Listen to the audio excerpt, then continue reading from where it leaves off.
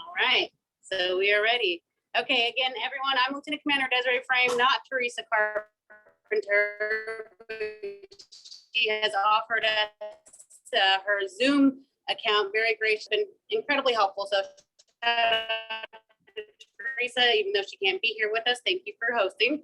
And then also I want to introduce our guest interviewee for today. Lieutenant Commander Arlo Abrahamson comes to us with a many years of knowledge and expertise in the field, and I'm really glad that he's able to join us today so that he can tell us a little bit about his most recent command before getting to TINFO you may have questions on.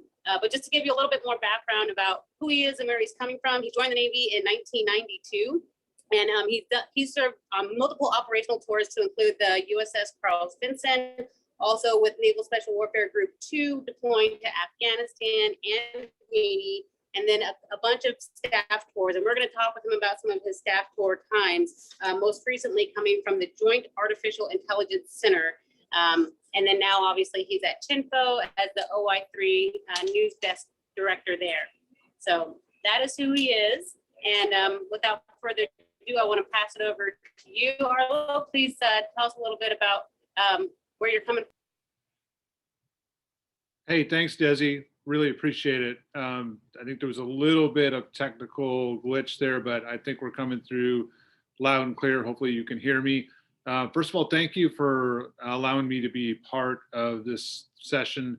I know we've been doing this for a while. I tuned into a couple of these earlier this year. I found them really helpful. You know, it's a great way to share information and to learn about some of the practices of the other public affairs officers in the community. So I have been at the TINFO news desk now for about 2.5 months, and spent the prior 2 years at the DoD Joint Artificial Intelligence Center.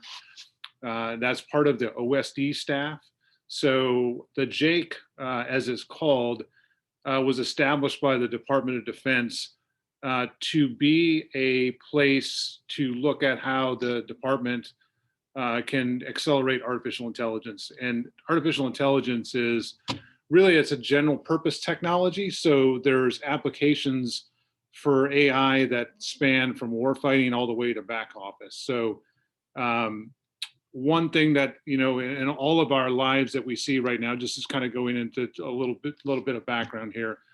There's so many things that we see that we do every day that we experience, from the Siris on our phone to maybe if you got Alexa at home, you know, all those things are powered by artificial intelligence. So there is a change of, you know, akin to the industrial revolution that happened in the early 20th century, and that continues. So the Department of Defense very recently put together this organization, brought together people from Silicon Valley, uniformed officers, and DoD civilians together, and contractors, to look at how the department can really accelerate this technology, have policies, make sure that any kind of artificial intelligence that's being adopted into the department, into the services, is done so ethically and responsibly. So that's the mission of the JAIC. And it stood up in 2018. There was a public affairs billet that was written into the staffing structure. So I showed up in 2019 after going to the Naval War College. And to be honest, it wasn't the first choice on my list, simply because I didn't know anything about it. And you know, I wasn't necessarily looking for someone that had spent a lot of time out in the fleet, wasn't really looking for something, you know, in what I thought maybe be a little bit too techy, a little bit too, you know, out of the norm for a naval officer. But what I found was an organization that, sure, it had the tech aspects. You have the data scientists and other people that are working with the services. But with any kind of technology, communication and the cultural and policy aspects were really the essence of the mission. So I found it to be really interesting for a number of reasons, because one, I was the first PAO to go in, and that brought challenges and opportunities. And number two, it was on the OSD staff in Washington, DC, And it was a new experience for me to work in that environment. As if you worked in Washington, you know that on the OSD, and you have the joint staff and you have the OSD staff.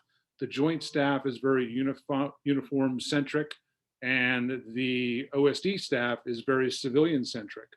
And a lot of SESs, a lot of political appointees. So just a really great experience to be able to work through whatever your account is. Mine happened to be artificial intelligence, to be the spokesperson for the Department of Defense on this growing capability, and to learn about these capabilities and to work around people that I've really never worked around in my career. Political appointees, very senior civilians, people coming in from industry that were new to the Department of Defense, that were very senior. But there was our first tour in the DoD, and they hadn't worked around a lot of military officers, and certainly not around a public affairs officer. So for those reasons, it was a really challenging billet to take, and it was a great opportunity to grow as a professional. And we'll get into the tours in Washington D.C. and why that those are really beneficial. But really, that's kind of the overview of my last 2 years.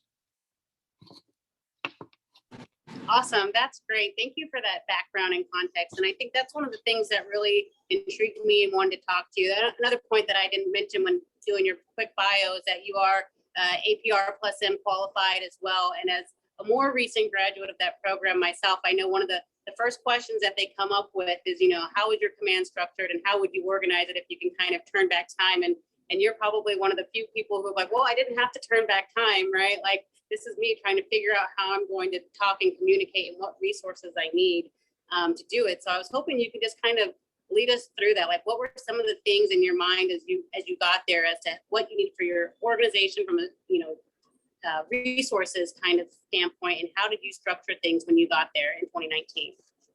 Yeah, that's a great question, Desi. So when I came to the Jake, we were in a building across from the Pentagon. I had a small cubbyhole in the Pentagon in our small real estate that we had there. And then there was an office building across from the Pentagon that held the growing staff that we had. So we had about 30 people when I first arrived at the Jake. And today the Jake has about 400 people. So it's been growing, and it was growing then. So coming into an organization where my immediate boss, so I'll talk a little bit. So first thing of concern for me was the reporting relationship.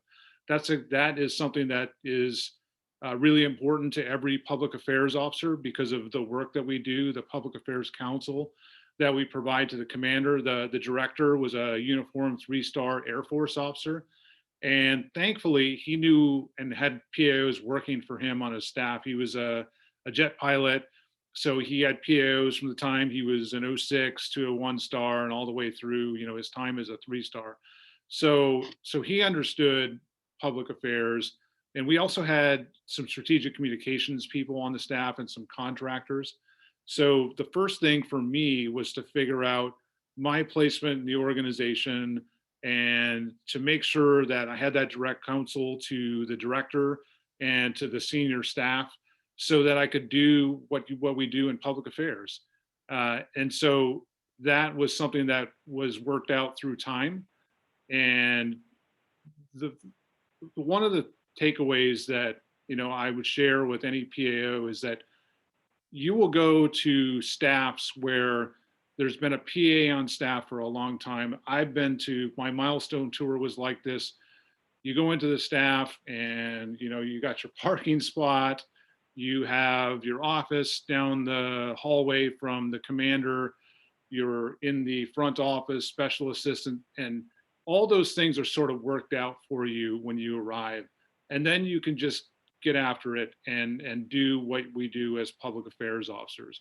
But not all places that we go to work are going to be like that. And certainly in a new organization, I had to come in and make suggestions about where the public affairs officer should be working, what our team should look like.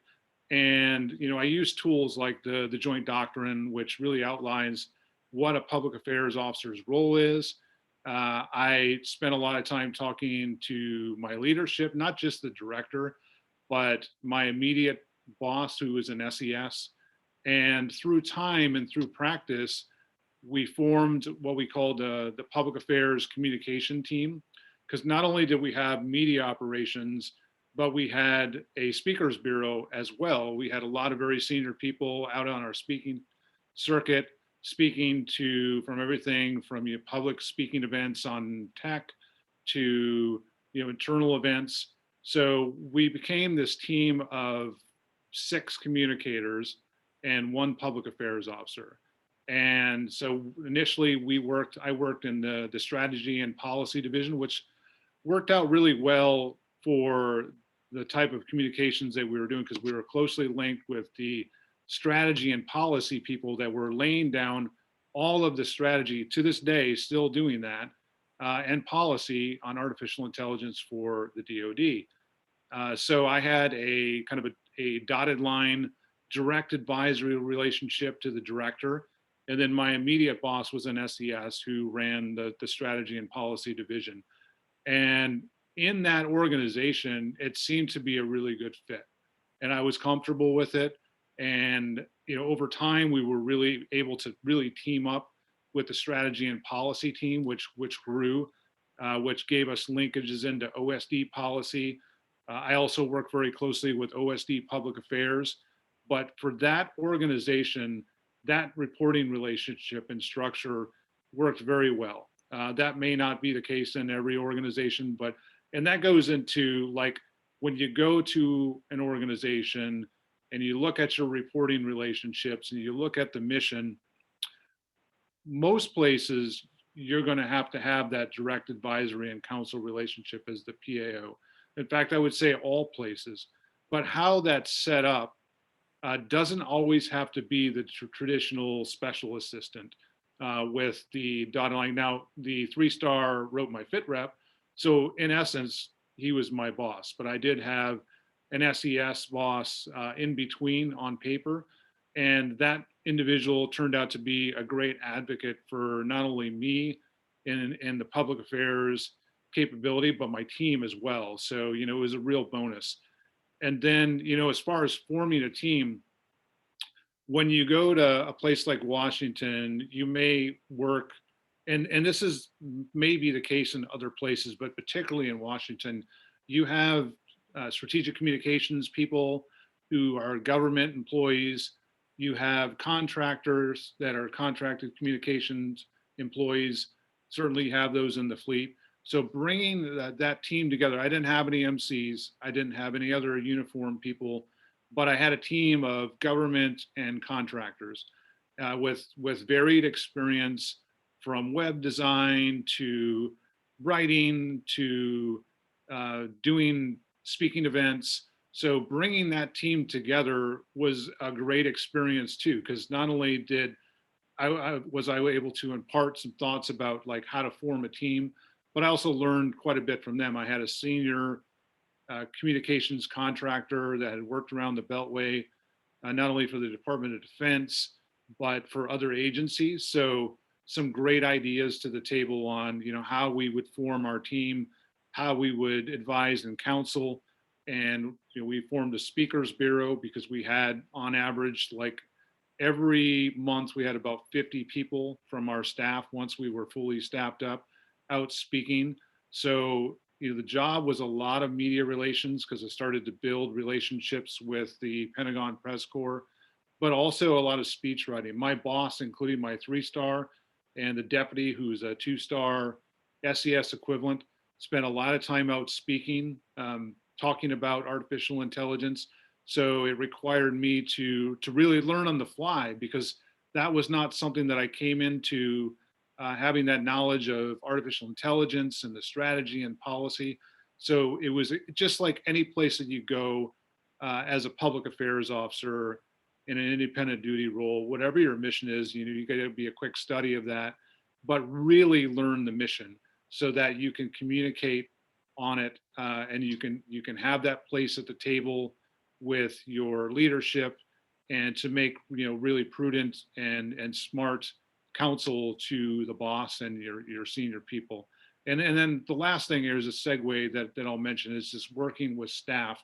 So at the Jake, a little bit different setup than your traditional Navy staff, where you have the J codes or your N codes. On this staff, it was set up much like a Silicon Valley organization. So you had a chief technical officer who was like probably third in charge. And then you had an operations division, a missions division that was out working, that sent uniformed officers and civilians out to their like flyaway teams to work with the combatant commands and the services. And then you had a strategy and policy division. These were all run by SESs or O6 equivalents or uniformed officers. So I took time starting out to really build those relationships with those senior people so that I could be successful in the job, and that they knew when they were out communicating and they were out doing things that they would have good counsel from us, they would have the support, and that we would be a recognized entity in this staff. So those are really important, those cross relationships on the staff, and then also external to the organization, building relationships with OSD Public Affairs, building relationships with the press. These are things that transcend across different positions in public affairs, but in a new organization, it's really, really important. And because in our practice as public affairs officers, we build relationships with press, and we take those with us to our various assignments. Those are things that you can use when you stand up a new organization. If you ever find yourself in that position, is that you have those relationships, you bring those over, and you have relationships, of course, in the community, and you leverage those to help you set up your program.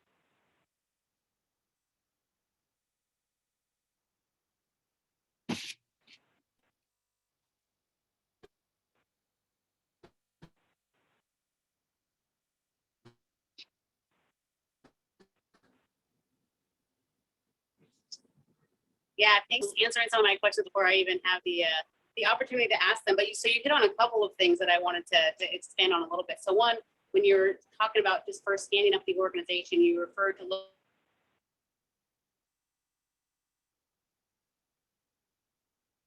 environment. So having no other resources besides those, I'm wondering, like, were there SOPs that you drew from as a result of that to kind of justify why you'll see directorate, or how did that just happenstance kind of happen? And then also you mentioned that you're working with all the civilian counterparts and experts in the contracting offices, or just civilians from the DoD side of the house as well. Sometimes what I've seen in my experience is they can bring in a whole other host of resources and knowledge of tools, technological tools maybe that are out there to help you do your job better. And I'm not sure if this is the case, but maybe at some new commands, there's more money than there is at the older commands to put money behind those resources. So I'm wondering, was there anything like that that you guys found that you were using to help you search for information that's going on in the information environment about artificial intelligence, or to better monitor the media assessments that were coming out, or any tools like that that you might have been utilizing there? Yeah, hey Desi, thanks for asking. So, with regards to, the tool, people and tools that we needed, I came in and we had staffing. So we added another couple of staffers to help out with our very, robust speakers bureau. And then one of the things that I wanted to do is really just practice RPI, but particularly in the assessments area. And because we were an artificial intelligence organization, I wanted to do that. There's a very manual and tedious way to do that that we're taught when we go to graduate school, and it's really important that we're taught that way so that we understand the coding that we do for like when we were doing sentiment analysis, for example, or reach. But fortunately, because the organization had some money to invest in this area, I asked if we could get a media aggregation service. And so, I'm not going to advertise the service here, but I'm happy to talk to somebody offline if they've got further questions. but there are a number of services out that do media aggregation and measurement. And so we were able to get a service that was AI enabled. And that was super helpful for us because one, we were a small staff and we did not have a ton of time to spend on assessments, but we wanted a service that would provide us measurements. So the first year that I was there, we didn't have the service. So our team actually did it manually. We did an annual assessment. We looked at every single article that was published over the course of a year from our media engagement and our speaking. It ended up being about 350 for that organization. And then we coded all those articles. And then we also looked at our organic material as well and the reach. And so we produced a pretty comprehensive report on our communication objectives, key narratives, key messages for the organization. And then the second year, we were able to pull in this media aggregation service, which allowed us to really measure artificial intelligence reporting. And most importantly, for my boss, my director, and for OSD Public Affairs, is the performance of our key messages. So one thing I should mention here that's good context is any place that you work, there are there are lingering narratives that are out there that you want to change or you want to make sure that are contexted so that your target audiences understand your mission better and with greater clarity. And so artificial intelligence was one that had, there's challenges about, can the Department of Defense adopt these kind of technologies and be ethical? Is it going to take away jobs? All those sorts of things, which, of course, the department wants to have ethical technologies. Not only that, but the department's history of incorporating technology from nuclear power to, rockets and all this other technology has all been adopted over, the course of 70 to 80 years ethically and responsibly. And, safety standards continue to rise. So we wanted to change that narrative. There was a narrative that that may not be happening in the Department of Defense. So, back to this aggregation service and the resources, we were able to measure that on a monthly basis and provide updates.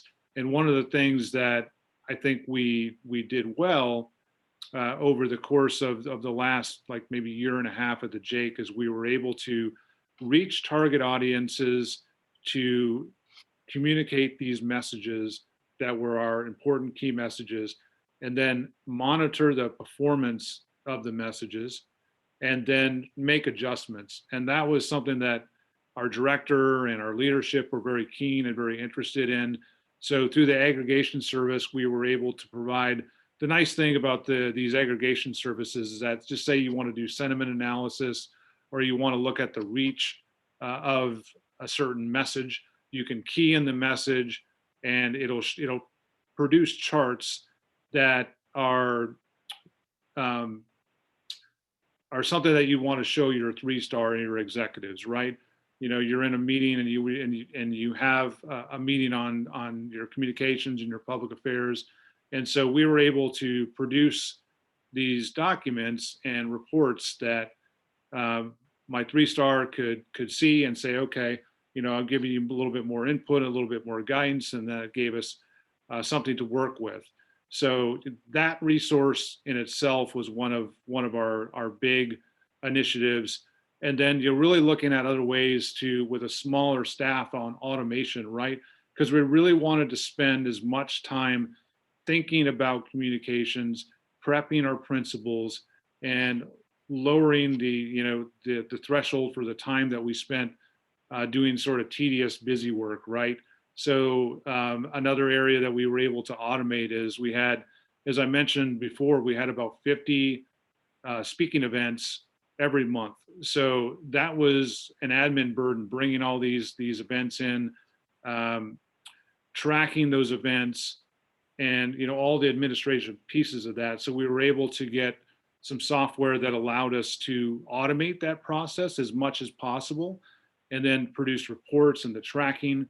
And then it allowed my team to spend more time on the things that we really wanted to do as a public affairs communication shop, and prepping principles, writing speeches if we needed, writing talking points, all those sorts of things. So, getting back to resources, because we had the budget to do so, I really focused on areas that we could automate and make efficient, so that we could spend the quality time doing the things that we're trained to do as communicators.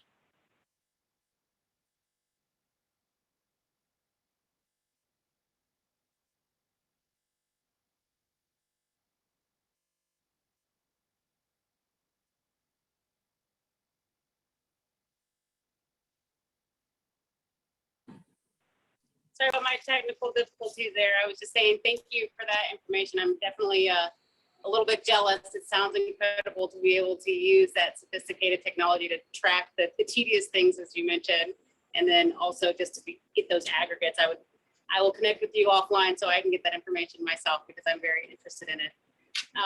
So looking back now, kind of transition into, where you've gone. It's incredibly difficult from figuring out where you're going to park and how you're going to organize things. Is there anything that, looking back now, you would have done differently than how you did it? Or do you think it all went great because you were there at the helm? No, definitely. Wherever you go, you always look back and really, the self-reflection and self-assessment. I want to say one thing too about those assessments that we provided. We were very critical of our performance. So the one thing that I did not want to go to our director on is to go and have these glowing reports. I wanted it to be like as is, of like, hey, here's areas that we need to work on, because communication is very difficult, right? We know that if you're out there and you're engaging the press and you have a communication problem, which is why we do the work we do, to move the needle in communication, it's just difficult. So, we had very, forthright assessments, and that goes into, our self-assessments of performance, and even my own assessment over the 2 years that I worked at the Jake. So always looking for areas for improvement. I'd say one area that, especially working at Chinfo for the last 2.5 months and watching, Admiral Brown's emphasis on communication alignment, that's always an area that most places can do better. And we have gotten better as a community at communication alignment. And at the Jake, the briefing cards that we put together at our various stations can seem really tactical sometimes, but they can really lend into strategy and the alignment that we do. And really, in an organization like the Jake, we had so many people out communicating at a lot of SESs, we were able to produce like a monthly talkers for our team. But hindsight, I really wish that I would have built out our briefing card libraries a little more, and really delved into the subjects and staffed those a little bit more robustly with our team, because I think that would have been the next step. And as I passed down that job a couple of months ago, that was the area, and talking to my director, that when he asked me, what more do we need to do? Well, of course, there's a lot of things that we have to do, brand new organization, but continued work in communication alignment, because it's so important to do that, not only inside the organization, but across organizations as well. So that's one area for me that hindsight, looking back, that I could have done better. At times I was a little distracted by having a new organization, but definitely there was definitely opportunities that I missed looking back at that. And then, like I said, being at Chinfo, in a place where, on the news desk, we spend a lot of time working on communication alignment, building briefing cards, prepping those across the secretariat and the OpNav staff to make sure that we have alignment between the two organizations out to the fleets. You know, that's really a practice that, you know, when you're on the news desk, thinking back to my time at the Jake, I wish I would have taken some of those practices with me, or, you know, I wish I would have had some of those practices a little bit more fine-tuned at the Jake. Yeah, I agree. I agree with you spot on that communication alignment is always something we think that we would be really good at as communicators, but we're not. I'll tell you one best practice I saw from my time at U.S. Africa Command that I stole from my State Department colleagues was that whenever they routed a briefing card on something, they didn't just put who their POCs were, but they put on there who had actually staffed that card to make sure that they had that ownership of it, to say like, yes, my director or my office has seen this and we have approved this language. And so that's a best practice. Make sure that staffing really happen and people are all aligned. So you kind of started talking about it already, but now you are in the crux of it all, even more so there at Chinfo running the news desk. I'm wondering if you could hit on two things. One that you kind of already mentioned, the benefits of being there in the Beltway, but more specifically, you know, at the crux of everything to see how things are operating, but then also how are things operating now as we've been through such a tumultuous 2020. 2021 hasn't been that much easier. Just finished, you know, quite a few, the Sea Airspace symposium. So I know there's just a ton of things happening right now. So if you can give us any insight as to what it looks like from the eyes of the news desk there for how the Navy is steering. Oh, wow. Yeah. So I joke with our team that, you know, for those of you that will be listening to this or are listening, if you've been in the Chinfo spaces and you've been back to the news desk, it's like a stock market floor, like being a day trader. You know, it's a beautiful chaos that's happening every day. But you really sharpen your sword as a public affairs officer by taking a tour on the news desk. Very difficult, but I like to call it good hard, because you just work around a really talented group of people. So we have on my team, we've got a really talented group of lieutenants that are action officers, and you know, we have our color team leaders, and just a terrific team of people. And you know, people don't stay that long on the news desk. There's a lot of folks that, you know, maybe listening that have worked on the news desk or in Chinfo or that will work. And the benefit of working in DC is that you really have the opportunity. It's one of the unique opportunities, particularly if you're an 03 or even an 04 for that matter, to brief and work and counsel very senior leaders, really have to practice alignment. And the way that the news desk works now, we are practicing RPI every day, because our color teams have to do the research, the planning, the implementation, and the evaluation. We've really spent quite a bit of time working on evaluating and assessments. And, you know, that is hard work, but it's good hard work.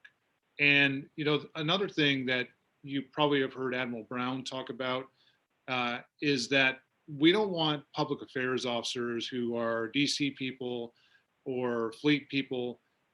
Before I went to the Jake, I had not spent time in Washington, DC. So, you know, my mentors and the detailer, they all said, hey, you got to do a tour in DC. And I get it. I spent some time in DC. I understand. But you don't want to be a DC person and you don't want to be a fleet person. You want to have that varied experience so that it really just preps you along your career for the various positions that we take. You know, in the public affairs community, we have a diverse group of billets. But when you become a senior 04 and 05, and particularly in 06, you want to have all those experiences, and working at Chinfo or working on the OSD or the joint staff is just going to enrich your experiences and provide you an opportunity to, you know, to really provide really good, prudent counsel. And if you can do that early in your career as an officer, even better. I didn't have that chance. I was almost billeted to the news desk as a lieutenant, but I was sent elsewhere. So sometimes, that's out of your control because, we go where we're needed. We're in our profession. But if you can get a tour at the news desk in Chinfo or somewhere in Washington, D.C., working in the Pentagon, and you do that early, I just really encourage it. It's going to be always going to be a difficult tour to work in the Pentagon. But I think you come out so enriched from the experience, and it'll just help you when you go back to the fleet and do those jobs out in the fleet.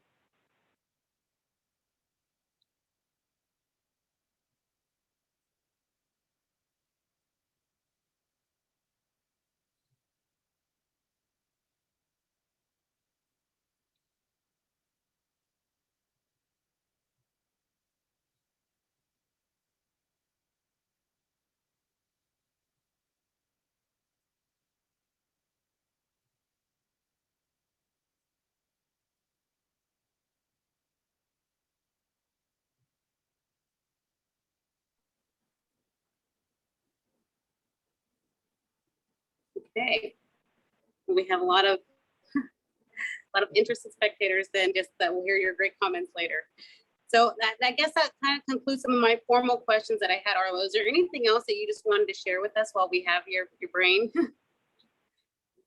Yeah, I would say, hey, for the folks that are listening that will listen, um, in your career, you're going to have a lot of great opportunities to do things. And there will be times, when I talk to you about the Jake today, there'll be times where you'll be presented with an opportunity that is a little bit different than the more known opportunities out there, the more known billets. You really keep an open mind. Talk to your mentors about the various jobs that are out there, but really keep an open mind to the opportunities that are given to you. And it very well could be the case that you go out and do a tour that maybe in your initial thoughts it's not where you'd want to go. You're not comfortable going, might be a part of the world that you don't want to go to, or a certain mission that doesn't really interest you.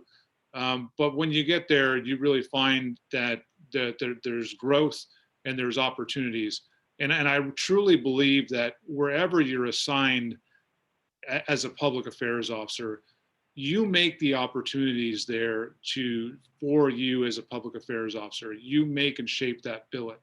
So wherever you're assigned, really go in there and try to, however the billet is, whatever condition it is when you get it from the person you're relieving, take it and continue to make it better, and really keep an open mind about all those diverse opportunities out there as a public affairs officer. Because you look at our billets, there's a lot of different mission sets out there, a lot of opportunities that are out there for officers, in the mid grades and particularly in the junior ranks as well. At lieutenant, there's a host of billets that are out there, and all of them can be good, and they're all what you make of it.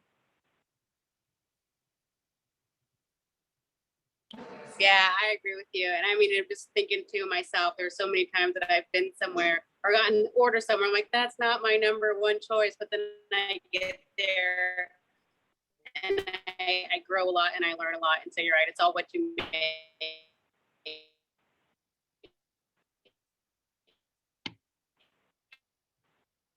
of it. And on that note, speaking of, talking to mentors and making sure you get advice from people, I will say thank you to everyone who's a part of these. Looking to get connected with someone, please reach out to me or Teresa. We'd be happy to do a in-person meeting probably next and meet them in person as well. All right, well, that kind of concludes it for today. I guess I'll wrap up, give people a bit more time. So one more time, Arlo, thank you so much for being with us today. I've taken lots of notes for myself.